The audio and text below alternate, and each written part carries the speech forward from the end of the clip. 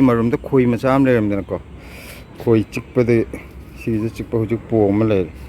yaipan gi bora chage Delhi gi yaipan ji di nuksa sarkan da silana oiba phibam dungai kijina yam thina di phajaraga masak magunam te yawndre mane tasengna haira di adumak ni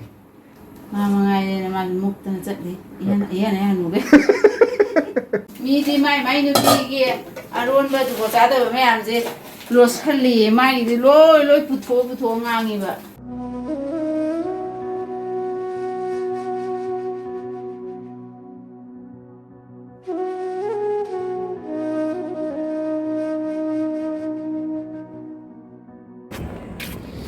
Mayam ngasi sidai ising chai mane nakupi ising chai bi si nakupi marum da khoi macham leremdana khoi chikpade sigi chikpa hujuk po ma le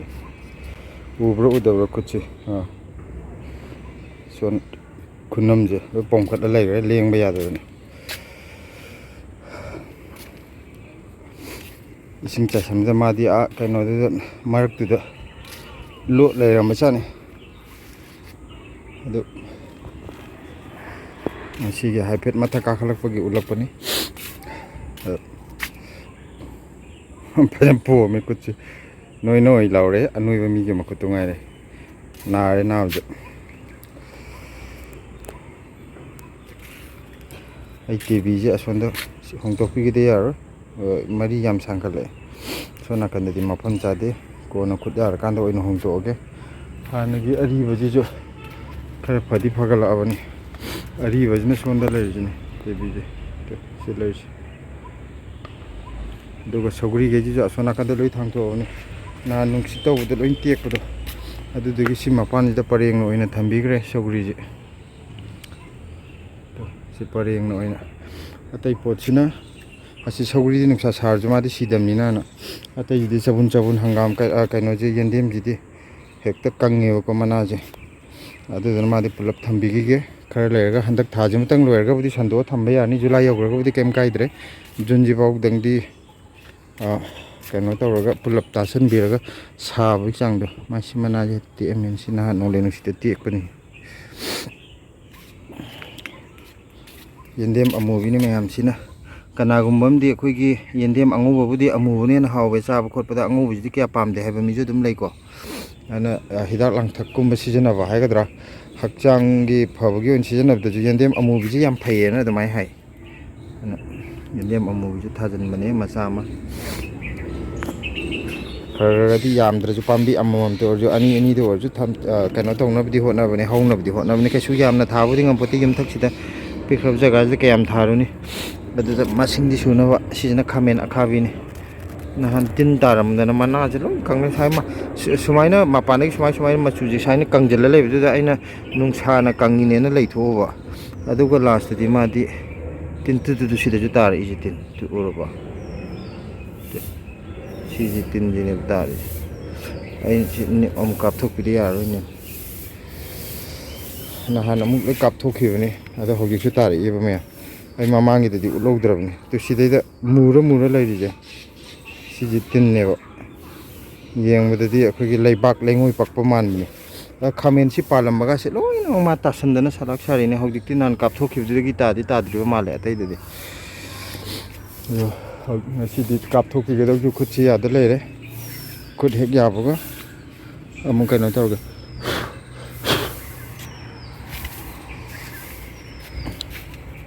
si ong khamen ba ma si ka mayam ji loi palam ma bani adu ga hogi tin da ta salak de gi khamen ge salak sai adu kai no je mukthru bi je mana je nungsa da loi kangjel lu ra bani ko adu ga si handak anou tholok pa ji loi kanguram ne do mu te khale phajare ari bajina mu kaim tok di asmanam di loire kitang su uya bajana te wang lo pai rak ni manan ji kangou ngor ju hawi kangou da khoi gi mukthrubi mana ja hapa bora char jo hawi mukthrubi ji loi haw le yum da le ngai da di ma gi value je kya khangam de tharoi thong na ta na khoi singchi season rak the bu ko adum a da panghok da jo hawi da na lamhang tu mang da jo adum khara asong ba jaga da panghok da hawi yum da khoi thai ni yum da kanam thana rak te ba hojik ti lamhang tu mang lai na rak tra bani na yum do in thana re ꯑꯗꯨꯒ ꯍꯥꯏꯁꯤꯅꯦ ꯃꯥꯏ ꯚꯦꯂꯨꯁꯦ ꯑꯁ ꯃꯌꯥꯝ ꯑꯃ ꯆꯥꯔꯦ ꯍꯥꯎꯋꯤ ꯑꯃ ꯆꯥꯔꯦ ꯍꯥꯎꯋꯤ ꯇꯧꯔꯦ ꯀꯥꯡꯉꯧꯗ ꯊꯥꯛꯄꯁꯨ ꯃꯌꯥꯝ ꯇ꯭ꯔꯥꯏ ꯇꯧꯕꯤꯌꯨ ꯌꯥꯝ ꯍꯥꯎꯕꯅꯤ ꯕꯣꯔꯥꯁꯨ ꯌꯥꯝ ꯍꯥꯎꯕꯅꯤ ꯃꯥꯏ ꯃꯅꯝ ꯅꯨꯡꯁꯤꯕꯗꯨꯒ ꯂꯣꯏꯅꯅꯕ ꯑꯩ ꯁꯤꯒꯤ ꯀꯩꯅꯣꯁꯦ ꯁꯤꯁꯦ ꯇꯦꯅꯧ ꯃꯥꯟꯕꯤꯅꯤ ꯃꯁꯤ ꯑꯣꯏꯔꯔꯣꯏꯅ ꯄꯤꯛꯇ꯭ꯔꯨ ꯄꯤꯛꯇꯨ ꯃꯈꯣꯡꯁꯦ ꯃꯅꯥꯒ ꯄꯤꯛꯇ꯭ꯔꯨ ꯄꯤꯛ ꯑꯣꯏꯔꯔꯣꯏꯅ ꯑꯩꯅ ꯏꯟꯊꯨꯉꯥꯏꯅ ꯊꯧꯁꯥꯕꯤꯗꯕ ꯑꯗꯨꯒ ꯃꯅꯥꯁꯦ ꯐꯅꯌꯥꯝ ꯁꯥꯡ ꯀꯥꯔꯛꯑꯦ ꯑꯗꯨꯒ ꯃꯊꯛꯁꯤꯗꯗꯤ ꯃꯅꯥꯒꯁꯤ ꯈꯔꯕꯨ ꯄꯥꯛꯊꯣꯔꯛꯏꯅꯦ ꯑꯣꯏꯕꯨ ꯑꯣꯏꯒꯗꯣꯔꯤꯕ꯭ꯔꯥ ꯍꯥꯀꯨꯝꯁꯨ ꯊꯥꯔꯒ ꯐꯖꯅ ꯄꯥꯜꯂꯝꯗꯥꯏꯗ ꯄꯣꯝꯕ ꯍꯧꯔꯛꯑꯀꯥꯟꯗ ꯂꯣꯏꯅꯃꯛ ꯁꯤꯈ꯭ꯔꯤꯅꯤ ꯑꯗꯨꯗꯒꯤ ꯑꯩꯁꯦ ꯍꯟꯗꯛꯁꯤ ꯕꯤꯠ ꯀꯌꯥ ꯂꯩꯇꯦ ꯍꯟꯗꯛꯁꯤ ꯑꯍꯨꯝ ꯃꯔꯤꯕꯨꯗꯤ ꯊꯥꯔꯒ ꯑꯝꯇ ꯍꯧꯔꯛꯇꯕ ꯍꯟꯗꯛꯅ ꯁꯤ ꯃꯆꯥꯁꯤꯒ ꯎꯏꯔꯨꯝ ꯇꯧꯔ ꯍꯧꯔ ꯄꯤꯛꯇ꯭ꯔꯨ ꯄꯤꯛꯇꯅ ꯑꯣꯏꯔꯔꯣꯏꯅ ꯂꯩꯔꯨꯔꯕꯅꯤ ꯑꯗꯣ ꯑꯩꯅ ꯊꯧꯁꯥꯕꯤꯗꯕ ꯁ꯭ꯋꯥꯏꯁꯤꯗ ꯑꯗꯨꯝ ꯂꯩꯖꯔꯖꯅꯣꯅ ꯍꯥꯏꯐꯦꯠ ꯀꯥꯟꯅꯕꯕꯨꯗꯤ ꯑꯗꯨꯝ ꯁꯤ ꯊꯧꯔꯤ ꯃꯆꯥꯁꯤꯗ ꯊꯝꯕꯤꯔꯒ ꯃꯥꯗꯤ ꯌꯥꯝ ꯐꯖꯅꯕꯨ ꯀꯩꯅꯣ ꯇꯧꯈꯠꯂꯛꯏꯅꯤ ꯑꯣꯏꯗꯧ ꯃꯥꯜꯂꯒ ꯍꯌꯦꯡ ꯆꯥꯎꯔꯒꯅ ꯐꯖꯅ ꯁꯦꯝꯕꯤꯕ ꯑꯩꯗꯨꯅꯤ ꯑꯗꯨꯅ ꯃꯌꯥꯝ ꯉꯁꯤꯒꯤ ꯑꯩꯈꯣꯏꯒꯤ ꯒꯥꯔꯗꯦꯟꯒꯤꯗꯤ ꯁꯤꯕꯣꯛꯇꯪꯒꯤ ꯑꯣꯏꯅ ꯍꯥꯞꯄꯛꯑꯒꯦ ꯃꯈꯥ ꯇꯥꯕ ꯕ꯭ꯂꯣꯛ ꯌꯦꯡꯕꯤꯌꯨ ꯌꯥꯏꯄꯟꯒꯤ ꯕꯣꯔꯥ ꯆꯥꯒꯦ ꯗꯦꯜꯂꯤꯒꯤ ꯌꯥꯏꯄꯟꯁꯤꯗꯤ ꯅꯨꯡꯁꯥ ꯁꯥꯔꯀꯥꯟꯗ ꯁꯤꯂꯥꯅ ꯑꯣꯏꯕ ꯐꯤꯕꯝꯗꯨ ꯉꯥꯏꯔꯦ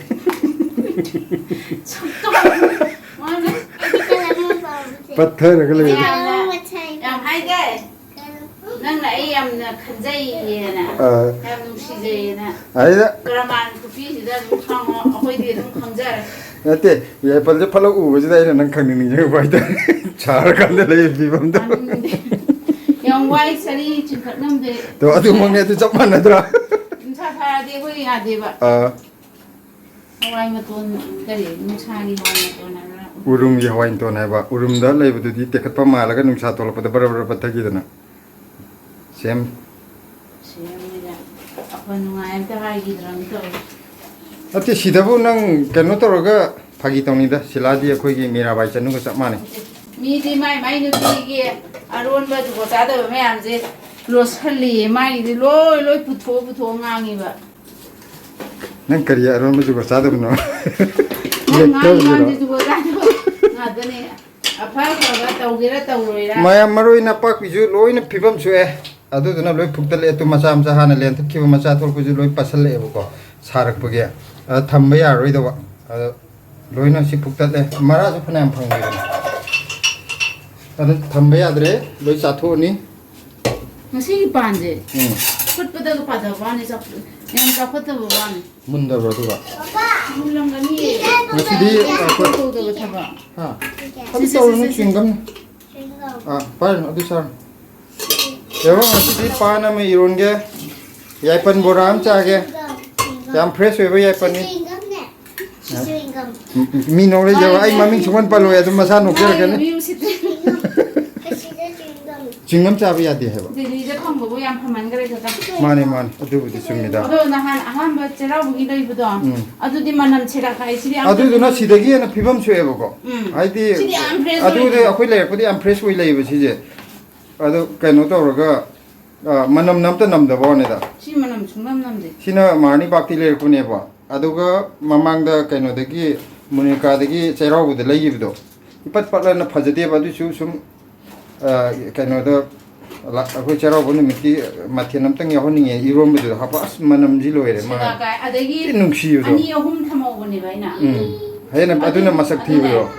ꯑꯗꯨꯁꯨ ꯑꯗum 이로마다 만남도 아니 용각 하ප다 제가 까이 남매가 한덕기지나 얌티나디 파자라가 마삭 마군 남대 야온드레 아코가 까군바 마네 다시행나 하이라디 어두막네 마 마삭 파자이나 무 이베양 까나 크르디 목분에 이제 로라버네마 마망아이네 마 목도는 쩌리 이해네 하누게 tumthoga dejo adum tangi hapawira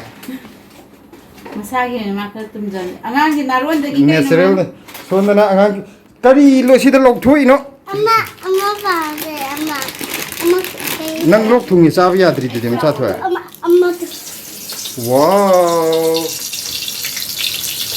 khangde na khangde ka thaude chare mande ana de no ai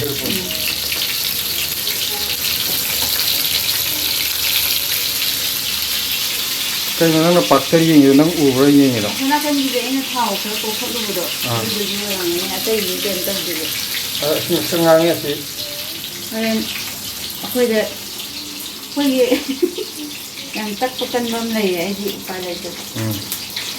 ꯎꯄꯥꯏ ꯂꯩꯇꯦ ꯍꯥꯏꯖꯅꯕ ꯌꯥꯔꯣꯏ ꯈꯗ꯭ꯔꯛ ꯃꯗ꯭ꯔꯛ ꯇꯧꯅꯨ ꯅꯥꯆꯤꯟ ꯊꯤꯅꯨ ꯍꯧꯖꯤꯛꯇꯤ ꯑꯃꯨꯛ ꯊꯕꯛ ꯂꯧꯊꯣꯛꯄ ꯍꯧꯔꯦ ꯌꯥꯏꯄꯟꯅꯗꯤ ꯀꯩꯀꯥ ꯀꯩꯅꯣ ꯃꯥꯜꯂꯦ ꯀꯧꯇꯥ ꯑꯃ ꯅꯝꯃꯦ ꯅꯝꯗ꯭ꯔꯣ ꯑꯌꯥ ꯀꯧꯇꯉꯥꯅ ꯁꯥꯕ ꯌꯥꯏꯄꯟ ꯑꯣꯏ ꯂꯩꯔꯝꯃꯦ ꯌꯥꯏꯄꯟꯒꯤ ꯃꯅꯝꯁꯦ ꯀꯧꯇꯉꯥ ꯑꯣꯟꯊꯣꯛꯈ꯭ꯔꯦ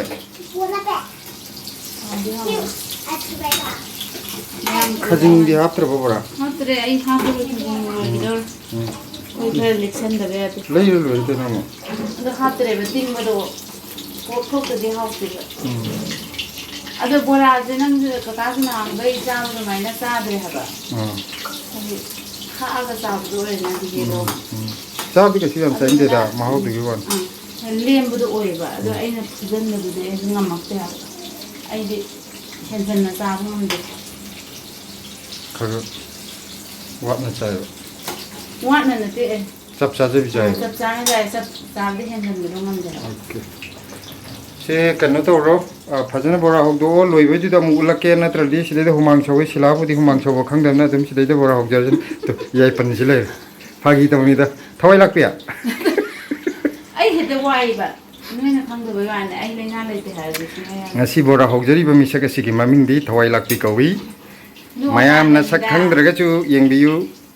ꯃꯨꯟꯅ ꯌꯦꯡꯕꯤꯌꯨ ꯂꯝꯕꯤꯗ ꯊꯦꯡꯅꯕꯗ ꯀꯧꯕꯤꯌꯨ ꯊꯋꯥꯏ ꯂꯥꯛꯄꯤ ꯍꯥꯏꯅ ꯅꯣꯡꯕꯨ ꯅꯨꯡꯁꯤ ꯑꯩꯈꯣꯏ ꯄꯥꯡꯗꯦ ꯂꯩꯈꯤꯗ꯭ꯔꯦ ꯍꯥꯏꯕꯗꯨꯔꯣ ꯅꯤꯡꯁꯤꯡꯅꯕ ꯀꯧꯔꯝꯃꯤꯆꯥꯟ ꯊꯋꯥꯏ ꯂꯥꯛꯄꯤ ꯐꯔꯦ ꯑꯗꯨꯗꯤ ꯅꯪ ꯁꯤꯗꯩꯗ ꯍꯧꯔ ꯂꯣꯏꯔꯒ ꯑꯣꯏꯅ ꯆꯪꯉꯛꯑꯒꯦ